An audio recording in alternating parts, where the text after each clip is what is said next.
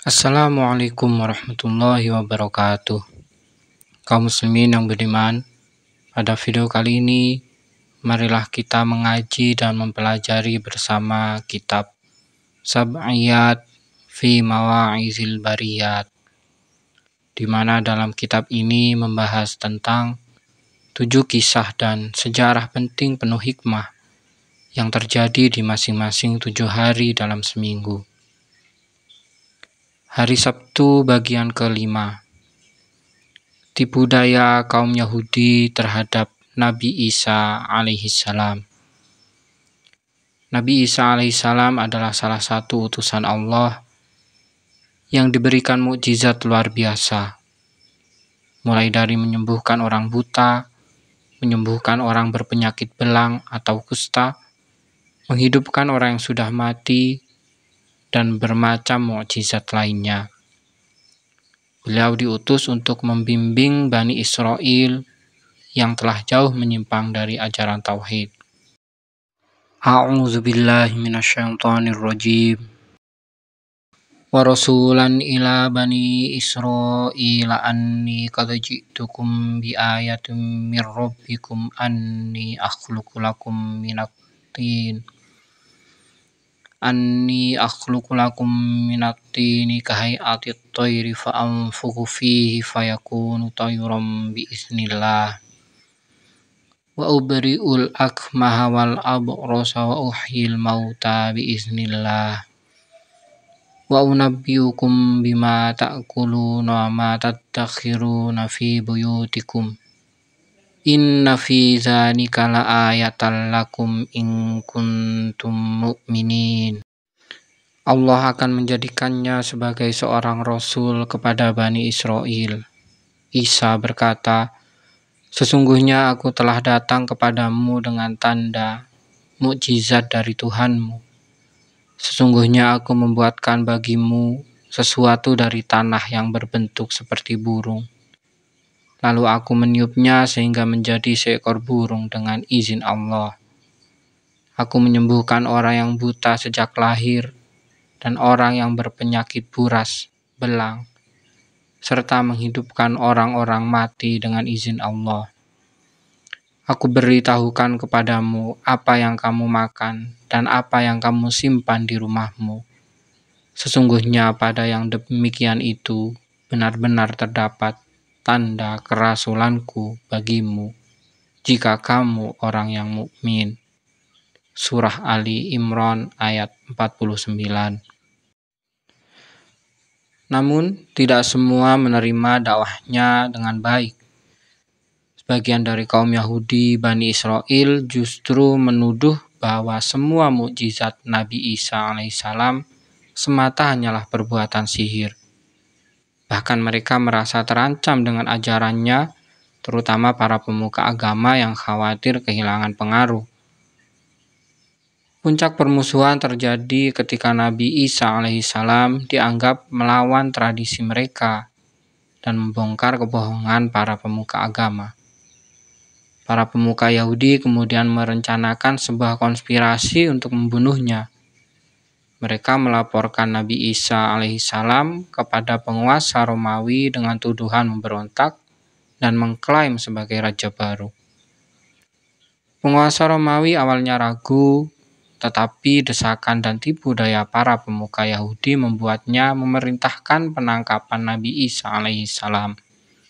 Namun, Allah Subhanahu wa Ta'ala tidak membiarkan rencana jahat mereka berhasil. A'udzubillahi minasyaitonirrajim.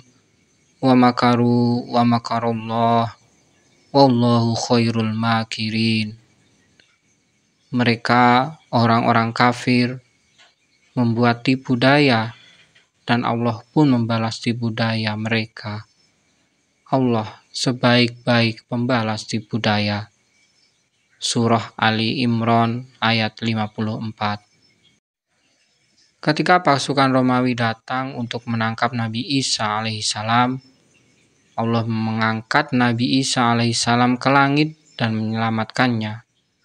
Sebagai gantinya, seorang pengkhianat dari pengikut Nabi Isa alaihissalam diserupakan wajahnya dengan Nabi Isa alaihissalam. Ia pun akhirnya ditangkap dan disalib oleh kaum Romawi karena mereka mengira dialah Nabi Isa alaihi salam. A'udzubillahi minasyaitonirrajim. Wa qaulihim inna qatalnal masiha Isa ibn Maryam rasulullah wa ma qataluhu wa ma salabuhu walakin syubbiha lahum wa innal ladzina ikhtalafu fihi lafi syakkim min ma lahum bihi min ilmin illa tiba'az zanni wa ma qataluhu yaqina. Kami menghukum pula mereka karena ucapan mereka, sesungguhnya kami telah membunuh Al-Masih Isa putra Maryam Rasul Allah, padahal mereka tidak membunuhnya dan tidak pula menyalibnya, tetapi yang mereka bunuh adalah orang yang menurut mereka menyerupai Isa. Sesungguhnya mereka yang berselisih pendapat tentangnya, pembunuhan Isa, selalu dalam keraguan-raguan terhadapnya. Mereka benar-benar tidak mengetahui siapa sebenarnya yang dibunuh itu, kecuali mengikuti persangkaan belaka. Jadi, mereka tidak yakin telah membunuhnya. Surah An-Nisa ayat 157. A'udzubillahi minasyaitonirrajim. Idz qala Allahu ya Isa inni mutawaffika wa rafi'uka ilayya wa mutahhiruka minal ladzina kafaru wa ja'ilul ladzina ittaba'uka fawqal ladzina kafaru ila yaumil qiyamah. Summa ilayya marji'ukum fa ahkumu bainakum fima kuntum fihi takhtalifun.